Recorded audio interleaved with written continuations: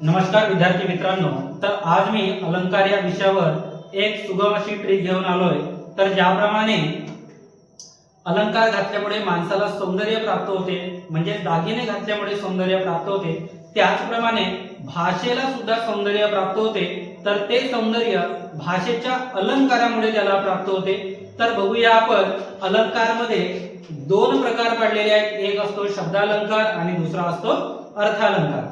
तर शब्दाच्या अर्थानुसार शब्दालंकार आहे आणि अर्थाच्या स्वरूपानुसार अर्थालंकार पडलेले आहे। तर बघा या ठिकाणी शब्दालंकार मध्ये अनुप्रास अलंकार असतो, यमक अलंकार असतो आणि श्लेष अलंकार असतो।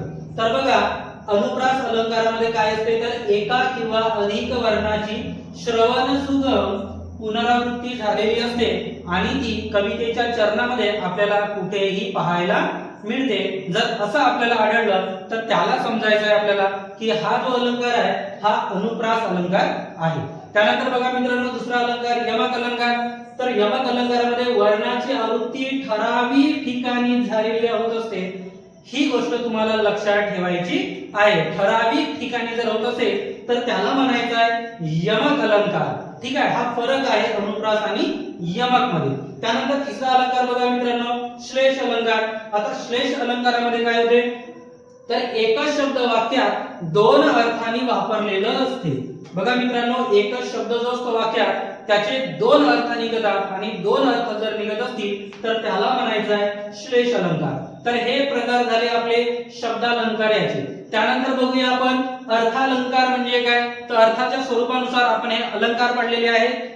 बघा याच्यामध्ये उपमेय आणि उपमान या दोन गोष्टी महत्त्वाच्या असतात। आता उपमेय कोणाला म्हणायचं, तर उपमेय त्याला म्हणायचं ज्याची तुलना करायची असते आणि उपमान ज्याला म्हणायचं ज्याच्याशी तुलना करायची असते। उदाहरण घ्यायचं झालं तर हा आंबा जणू साखरच। आता याच्यामध्ये आंबा हा आहे उपमेय, तर साखर ही होईल उपमान, ही गोष्ट लक्षात ठेवायची आहे। त्याच्यानंतर बघा अर्थालंकारानुसार कोणते कोणते प्रमुख अलंकार आम्ही या ठिकाणी घेतलेले आहेत। तर बघा उपमा अलंकार। आता उपमा अलंकारामध्ये काय असते, तर उपमा अलंकारामध्ये साम्य दर्शवलेले असते। आता साम्य दर्शवणारे शब्द कोणते आहेत, तर बघा सारखा, जसा, जेवी, सम, सदृश्य, गत, परी आणि समान यासारखे शब्द आपल्याला त्या ठिकाणी पाहायला मिळतात। त्यानंतर बघा मित्रांनो उत्प्रेक्षा अलंकार। आता उत्प्रेक्षाचा अर्थच होते कल्पना करणे।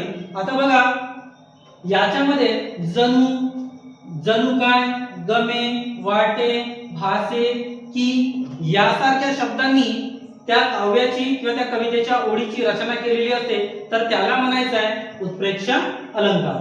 त्यानंतर बघा अनन्वय। आता हा अलंकार काय असतो, तर अनन्वय अलंकार याचा अर्थ होतो अन्य नाही, म्हणजे दुसरा कोणी नाही, म्हणजे उपमेयाला उपमा नाही त्याच्यासारखा तोच असतो, दुसरा कोणी नाही असा जर अर्थ निघत असेल तर त्याला म्हणायचा आहे अनन्वय अलंकार।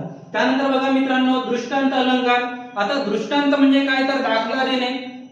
तर बघा एखाद्या गोष्टीचं वर्णन करून झाल्यानंतर त्याच अर्थाचा एक योग्य समर्पक दाखला जर द्यायचा असेल तर त्याला म्हणायचं दृष्टांत अलंकार असं म्हणायचं। त्यानंतर बघा अतिशयोक्ती अलंकार। आता अतिशयोक्ती या शब्दाच्याच अर्थामध्ये त्या अलंकाराचा अर्थ दडलेला आहे। अतिशयोक्ती म्हणजे काय, तर एखादी गोष्ट वाजवीपेक्षा फुगवून सांगणे, त्याला म्हणायचं आहे आपल्याला अतिशयोक्ती अलंकार।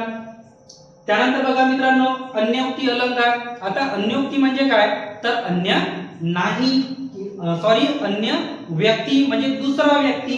त्यानंतर बघा चेतना गुणोक्ती अलंकार म्हणजे काय, तर बघा त्याच्यामध्ये काय केली असते, कल्पना केलेली असते निर्जीव वस्तू सजीव असल्याची। तर मित्रांनो अलंकारावरची ही माहिती जर तुम्हाला आवडली असेल आणि चॅनलवर जर नवीन असाल तर चॅनलला सबस्क्राईब करायला विसरू नका, लाईक करा, शेअर करा। धन्यवाद।